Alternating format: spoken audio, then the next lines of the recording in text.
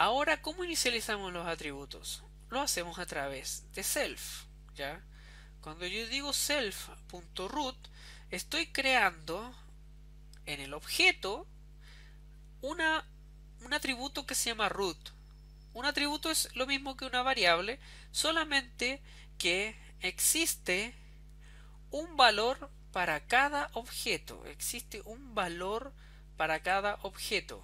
Por eso es que la inicialización de los atributos de una clase siempre se hace a través de self, ¿ya? Y el nombre de la persona, que es otro atributo de la clase persona, lo inicializamos a través de self, self.nombre, y le asignamos un valor vacío, ¿ya? Ahora que tenemos la primera parte, que es la declaración de la clase persona, y tenemos el constructor y los atributos de la clase inicializados, vamos a ver cómo creamos los métodos. Bueno, la creación de métodos no es muy diferente de la creación de cualquier otra función, ¿ya? Como ustedes se habrán dado cuenta, el constructor es una función, solamente que tiene un nombre especial que se llama init, ¿ya?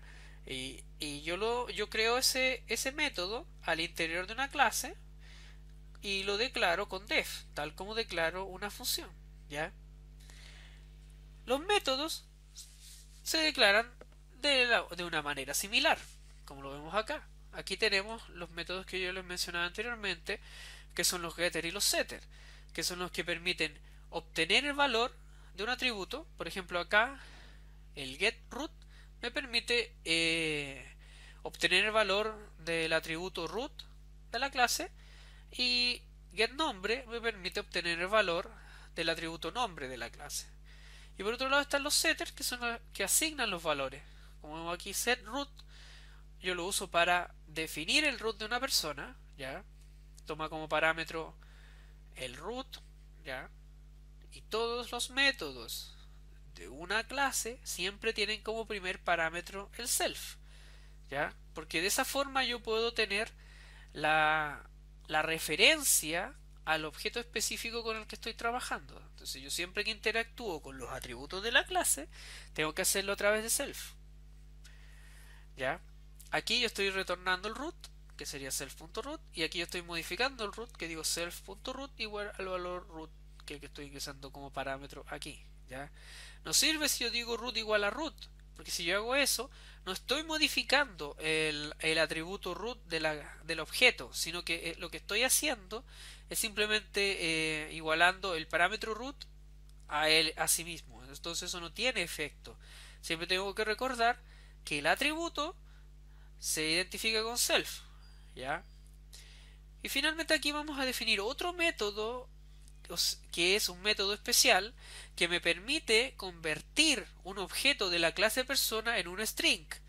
Aquí yo defino que cuando yo quiero convertir un objeto de clase persona a string, lo que hago es concatenar el root con el nombre, ¿ya? El método que yo tengo que definir para hacer esto siempre se tiene que llamar str, ¿ya? str, ¿ya? Y este método empieza con dos guiones bajos y termina con dos guiones bajos y convierte un objeto de nuestra clase en string.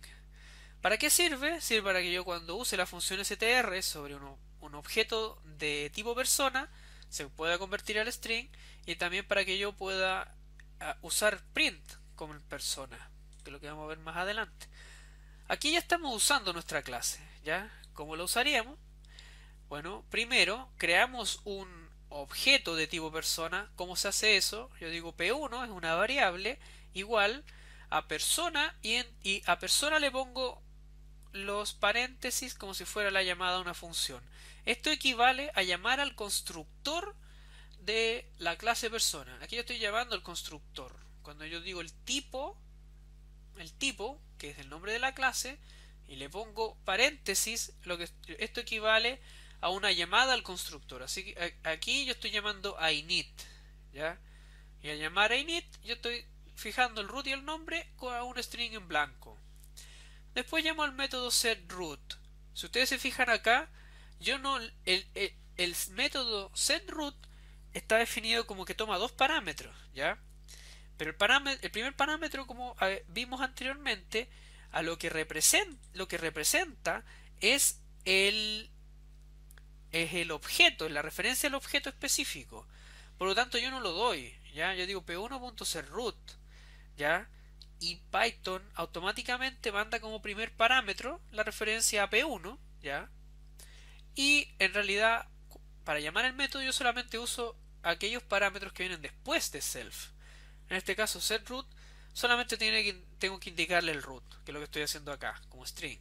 Lo mismo con setNombre. Entonces, después que yo tengo hecho eso, yo puedo llamar a print p1. ¿Por qué? Porque como definí el método str, el print me va a funcionar y yo voy a tener como resultado esto. Bueno, aquí ya vimos un primer ejemplo de cómo lo podemos hacer para definir una clase simple, ¿ya? También vimos el método init, que representa el constructor de la clase. Vemos el método str, que nos sirve para que print y la función str funcionen con objetos de nuestra clase. Y también vimos cómo definir métodos, ¿ya?